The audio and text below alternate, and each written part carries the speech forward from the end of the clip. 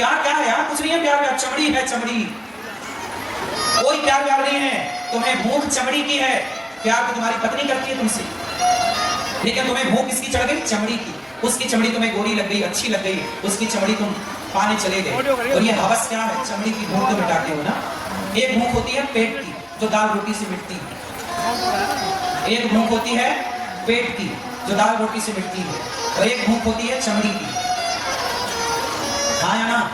तो मुझे बताओ कि जो महिला पराये मर्द के संग भाग गई, इसे काय की भूख थी? बोलो। और ये जो आदमी पराई औरत को देख रहा है, इसे काय की भूख है? अपनी पैसे वाले रावण के पुतले जलाए जाते हैं, और पैसे नहीं थे राम के पास। घास की झोपड़ी थी राम के पास 14 साल, लेकिन वो घास की झोपड़ी में रहने वाले राम के मंदिर बनाए जाते हैं। क्यों? चरित्रवान है। इसलिए हाथ जोड़ो साहब, पत्नियों को धोखा ना देना। तुम पराई औरत से प्रेम करने लग गए, तुम अपनी पत्नी को धोखा दे रहे हो। और ये विश्वासघात ईश्वर कभी माफ ना करेंगे। पत्नी तो माफ कर भी देगी, बेचारी उसके पास ऑप्शन भी तो नहीं होता। उसे पता भी चल जाए कि मेरा पति पराई औरत के संग है, लेकिन वो क्या कर सकती है बेचारी? रो सकती है, रोती है, समझाती है, फिर भी तुम उसे गालियां देते हो। मैं करूंगा प्यार, मैं मिलूंगा उससे, तुम क्या कर लोगी? ये तुम्हारा अभिमान टूटेगा साहब। रावण का नहीं बचा अभिमान, तुम्हारा क्या बचेगा? जो स्त्री आपके लिए समर्पित है, जो आपके सिवा पराई मर्द को नहीं देखती, वो समर्पित स्त्री को तो कम से कम धोखा ना दो। स्त्रियां ना अच्छी होती हैं, पति में समर्पित होती है। ये पतियों भी पता नहीं क्या हो जाता है, 17 जगह इन्हें मुंह मारना रहता है। कुछ परसेंट स्त्रियां भी ऐसी हैं। मेरे पास कुछ पुरुष भी रोते रोते आए कि महाराज जी हमारी पत्नी बच्चों को छोड़कर भाग गई पराई मर्द के संग। ऐसा नहीं है कि नारियां भी ऐसी नहीं है, बहुत सारी नारियां ऐसी भी हैं कि जो अपने पति को और अपने बच्चों को छोड़कर, पति में कोई दोष नहीं था, फिर भी पत्नी को किसी और से प्यार। और पैसे वाले रावण के पुतले जलाए जाते हैं, और पैसे नहीं थे राम के पास। घास की झोपड़ी थी राम के पास 14 साल, लेकिन वो घास की झोपड़ी में रहने वाले राम के मंदिर बनाए जाते हैं। क्यों? चरित्रवान है।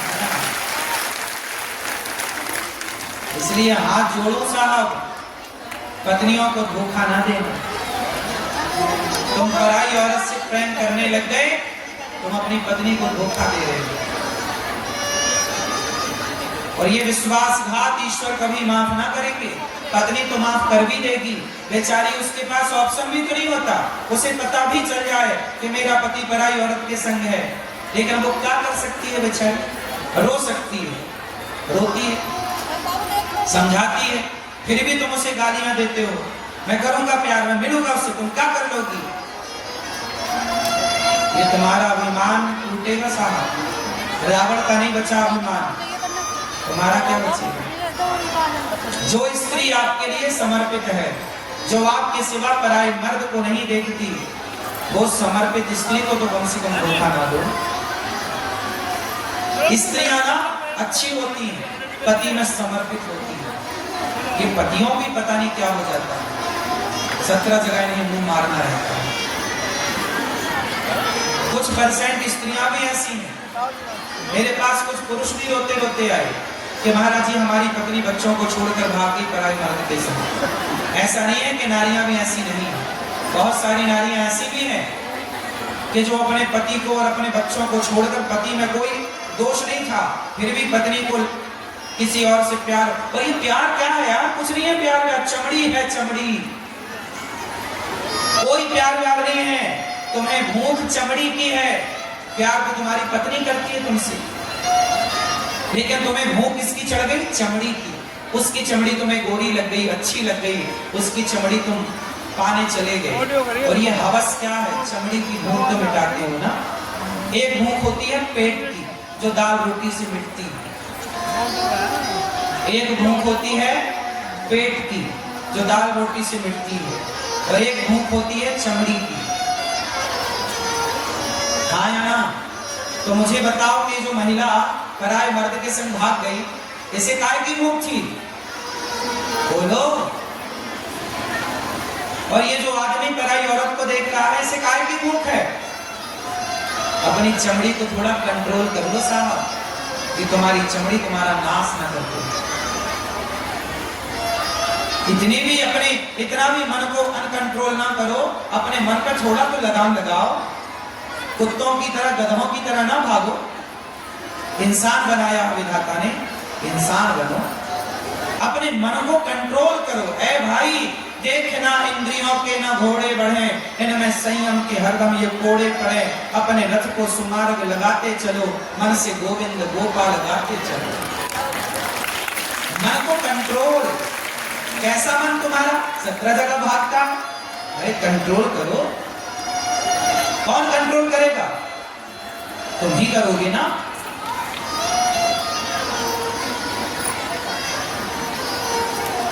जो दूसरों का घर बिगाड़ता है ना, एक बार क्या हुआ, सिकंदराबाद में एक वैश्या रहने लग गई।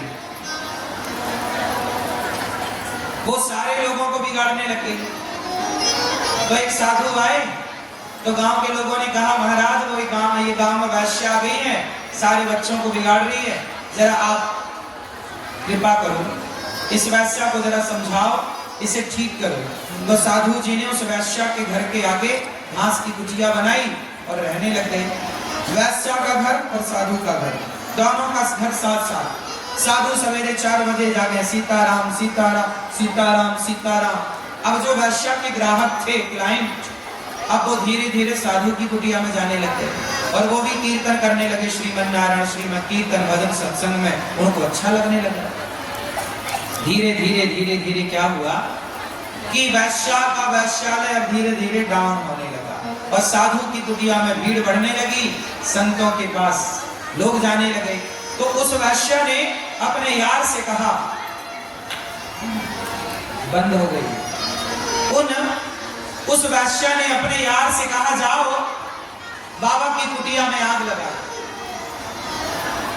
बाबा की कुटिया में आग लग जाएगी तो बाबा भाग जाएगा। वैश्या के यार गए और बाबा की कुटिया में आग लगा दी। बाबा की कुटिया धू-धू करके जलने लगी, आग की लपटें ऊपर आकाश की ओर बढ़ने लगी। तभी भगवान का न्याय देखिए,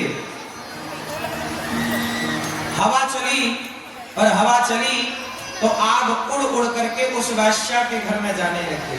और वैश्या का घर भी तो लकड़ी का था, उसका घर भी जलने लगा। वैश्या दौड़ी दौड़ी आई, बाबा जी आपने मेरा घर जला दिया। महात्मा ने कहा, बेटी मैंने तेरा घर नहीं जलाया, तेरे यार ने मेरा घर जलाया, तो मेरे यार ने भी तेरा घर जला दिया। सोच लो कि जब आप किसी का घर बिगाड़ते हो, जब आप किसी के घर में आग लगाते हो, तो आपके घर में भी बोलो आग लगती है कि नहीं? बुरा करने वाले का देर से ही सही, पर जो बोया है काटना तो वही पड़ेगा।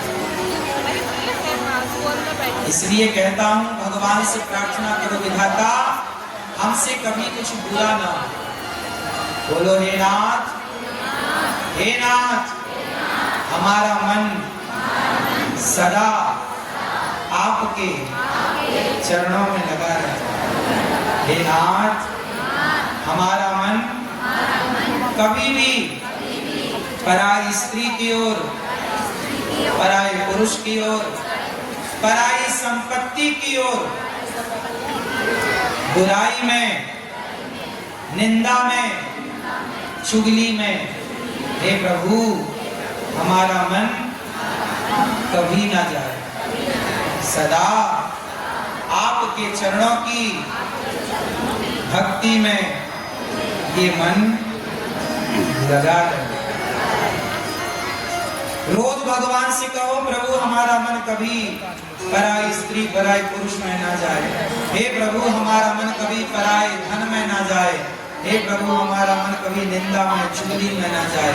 हे प्रभु हमारा मन सदा आपके और आपके भक्तों की सेवा में लगा। इसलिए कहता हूँ, अपने आप को बिजी रखा करो, व्यस्त रखा करो, काम करते रहा करो।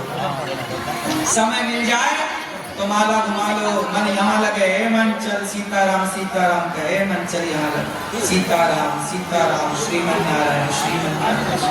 मन खाली है यहाँ वहां ना लगाना, यहाँ लगाना श्रीमन नारायण श्रीमन नारायण श्रीमन।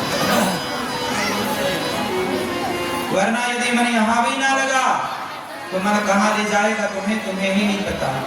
तो कलयुग कहाँ रहता है? जहाँ जुआ होता है, जहाँ शराब होती है और जहाँ पराई स्त्री पराई पुरुष में मन चला गया, वो कलयुग बैठकर खोपड़ी में नाश कराएगा। और कलयुग का चौथा स्थान मांस। मांस, आप लोग कितने लोग मांस खाते हैं? अंडा, मछली, बकरा, बकरी, मुर्गी, मुर्गा, कितने लोग अंडा खाते हैं? हाथ उठाओ।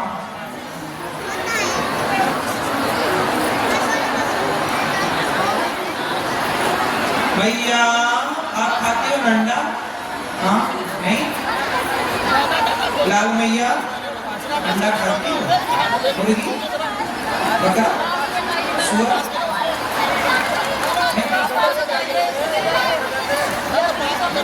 क्यों भैया आप लोग खाते हो अंडा? सही बता। बच्चा आप खाते हो अंडा? खाते हो बेटा आप अंडा? सही बता। सिकंदराबाद में लोग नहीं खाते अंडा? अंडा बिकते ही नहीं होगा ना यहाँ?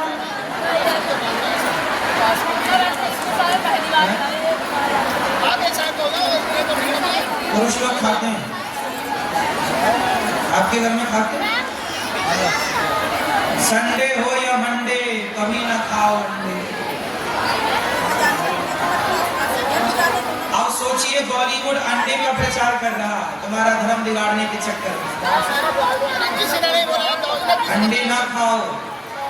किसी जीव की हत्या काहे करना भैया? क्यों खाना? जीव हत्या क्यों करना?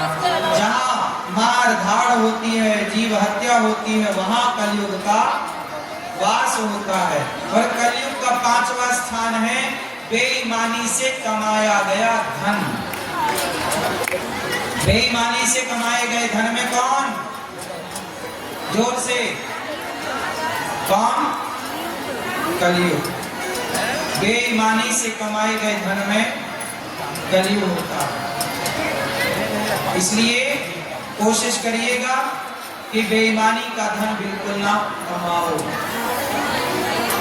ईमानदारी से जो मिल जाए उसे ग्रहण करना चाहिए।